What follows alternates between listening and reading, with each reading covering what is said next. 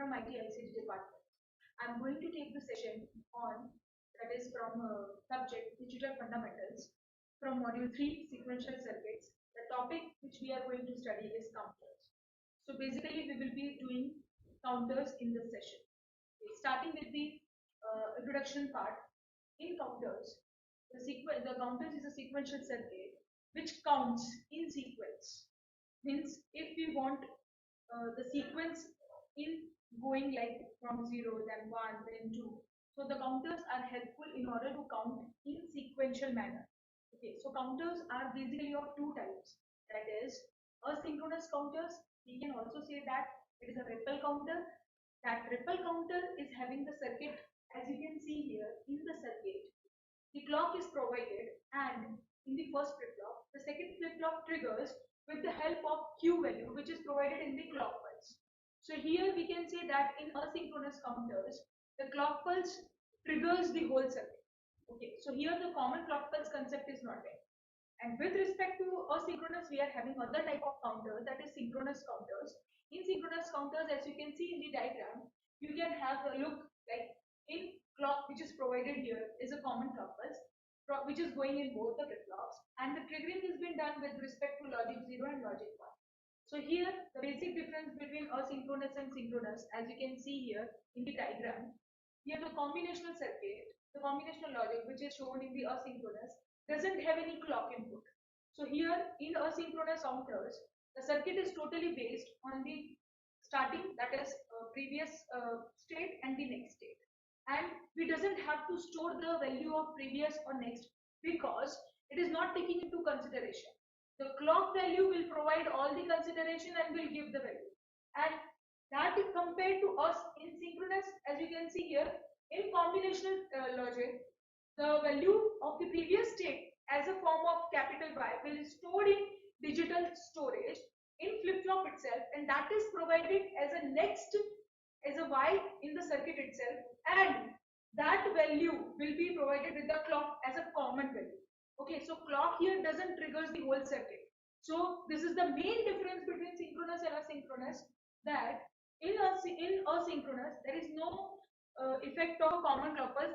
The circuit actually triggers with the clock, and in synchronous, the present value and the next value will decide the next state and the diagram and the circuit. So moving forward, here we are having the classification of counters. So classification is totally as divided into three types. As you can see, that is up counter, down counter, up down counter. So here up counters is defined as a counter that counts in upward direction. In upward means from 0, because initially it starts always with 0, from 0, then 1, then 2 till n numbers of values. That is known as up counter. Now the second type of counter is a down counter, which counts in downward direction. That is, will start with the n, then n minus 1, then n minus 2 till 1 and then 0. So last value will be 0. So that counter is known as a down counter. The third type of counters that we are having is up-down counter, the circuit in which counter counts in both the direction, in upward direction also, in downward direction, but at the same time only in one direction, that is either up or either down. So these are the different types of classification of the counters which are there in the counters. Okay, moving forward, here we are having the basic difference. The question will be arises, what will be the asynchronous and what will be the synchronous. So the basic difference I have already told you, but there are many differences as well available with comparison of asynchronous to synchronous. As you can see, the first type of difference we can see here is the clock pulse, which is provided commonly in synchronous. That means the previous state of first flip-flop will be dependent on the next state. Now then next state will become the previous state of the next flip-flop, and then it will give to the next state. So this is what, and here the common clock pulse will be provided because the state is dependent on the previous state. That compared with the asynchronous, we can say that the common clock pulse concept is not there, and all the flip-flops are connected one by one, and according to the clock triggering of positive going or negative going, the asynchronous circuits are based. So we can say that all the flip-flops are not clocked simultaneously on asynchronous, but all the clocks are clocked simultaneously in synchronous. Okay, the main drawback of the counters with respect to synchronous in asynchronous is it's a low speed. That means as the clock is propagated, means with respect to clock, the value is decided, so its speed is slow as compared to synchronous. The same thing if we are comparing with asynchronous, we are getting in synchronous as we are getting high speed because clock is same for all the flip-flops or for all the bit value. Okay, so now the last type of difference between the two is if both are connected and the third input is connected, that means the dependency arises in what? In synchronous. Because if we are not having the previous value, we cannot predict the next value. But with respect to asynchronous, it is not the state.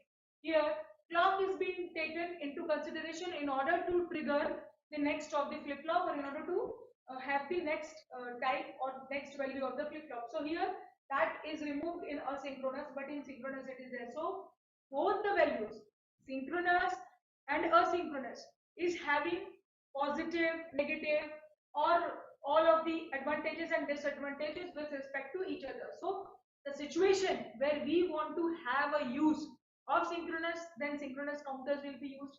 And the situation where it arises, we have to use our synchronous concept, then we have to use synchronous.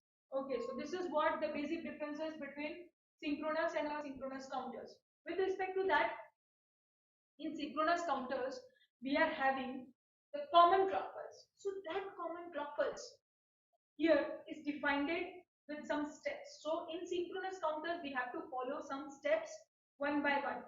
In steps, the first step in synchronous counter is state diagram.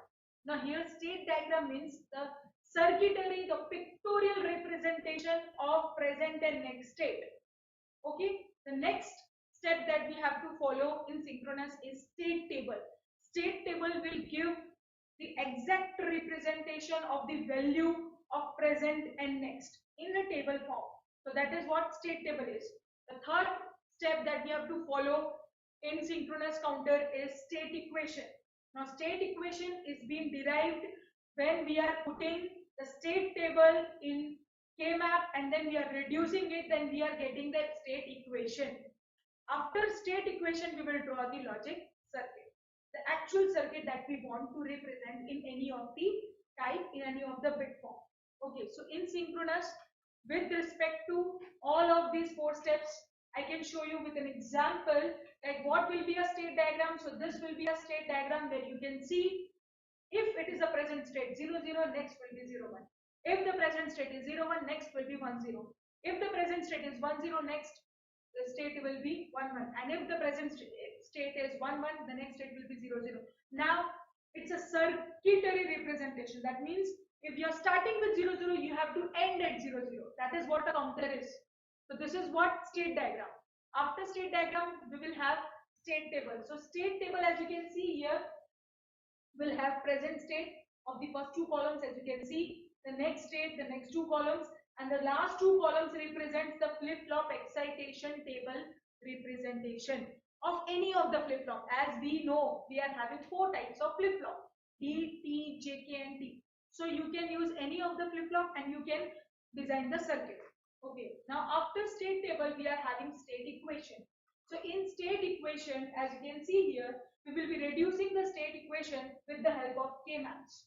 As we know, how can we reduce the equation? Then we can use K-map also. Then we can use tabulation method also. But here we are using K-map and we will reduce the equation with respect to number of bits. As I have taken an example of 3 bit, so here 3 K-maps will be used. Now the last that we have to draw in any of the counter is logic circuit. So here the logic circuit, as you can see here, the logic circuit is defined with the two of the flip-flops. Why we have taken two? Because the example is of 2 bit. So here two flip-flops will be taken with respect to clock, with respect to input, and with respect to output. We will draw the circuit. So these are the 4 steps that we have to follow in synchronous counters in order to design a circuit using synchronous. Okay. Now the next of the counters available for us to solve is asynchronous counters. Now the asynchronous counters will have steps as follow. The first is state diagram, same as synchronous. The second is state table, same as synchronous. But here, with respect to synchronous, here we will not be using excitation table because we are not storing any value of present or next in the circuit to retrieve and to use it. So here we will be only having present state and next state, nothing else. After this second step, we will be doing conditions. So we will be actually finding the conditions that we need to convert that counter into working condition. So for that conditions, we will be using clock transition. It will be positive going or it will be negative going. And that triggering, we have already learned that 4 types of triggering: positive edge, negative edge, low level and high level. So with respect to that triggering method, we will be writing the conditions. The fourth of the step that we will be doing in asynchronous counters are logic circuit. The same thing, the logic circuit. The logic circuit will be comprises of the flip-flops, the inputs, the outputs and the clock transitions that will be taking into consideration. After that, we will be taking the fourth step as waveforms. Here, the waveforms are represented as the values which is being taken with respect to clock, because here the triggering is being done with respect to clock pulse. Okay, moving forward, in asynchronous counters, we are having the 4 steps, and I'm going to show you with an example. So here the first step that we will be doing is state diagram. So state diagram, the same thing, the circuit or the pictorial representation of present and next state. As you can see here, it is a 2-bit representation, 0 0, that will be going to 0 1.